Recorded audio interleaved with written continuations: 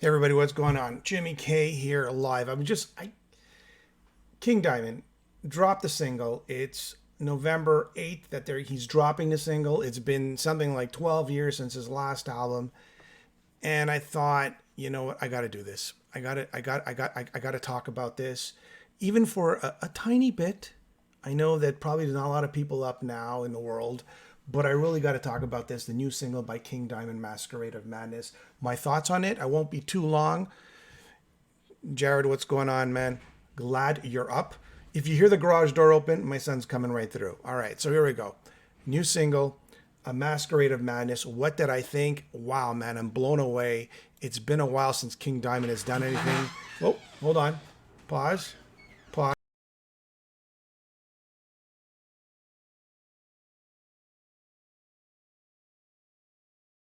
Some technical difficulties, but we're back. All right, rock and roll. Last album, 12 years ago. I'll say this again. King Diamond, Masquerade of Madness. Last album was 12 years ago. For me, I'm going to summarize this very quickly because I like things short and sweet. Somewhere between the eye production, the conspiracy in terms of vocals and vocal layers, and the melody of Abigail. That's kind of where it all sits for me. Nice opening guitar riff with a little bit of hint of keyboards there. The guitar is a wall of sound, I find.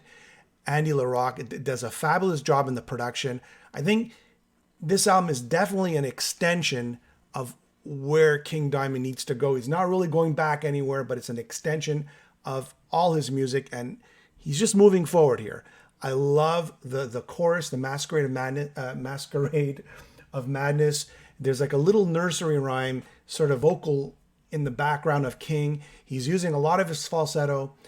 He's using his deep tones too, but it's not annoying. It's not like he's using too much falsetto where you're just saying like, oh, my ears are hurting, like sort of Fatal Portrait, right? And even though I love Fatal Portrait, don't get me wrong. Jared, what's going on? Grandma came and walked through my door. David saying, haven't heard the song yet, just got home, seeing Doctor Sleep. We'll listen to it tomorrow. One thing's for sure, and everybody could watch this tomorrow morning because I'm doing this tonight. His voice. Now, if you're a huge King Diamond fan, you could tell that, over the years, he's singing a lot. He's using that high falsetto. It's tough to stay in that range and sustain it over the years. And you could tell on Give Me Your Soul, it was a little bit weaker, but King is definitely back full force vocal wise. Beautiful falsetto. His deep tones are still there, which I love.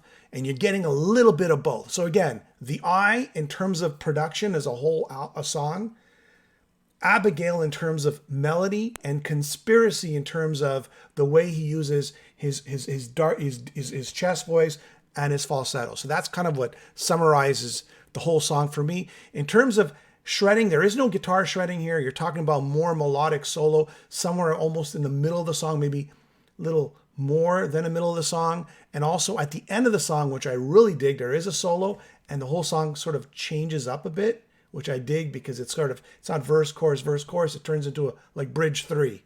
Love the ending part. It just fades away so cool.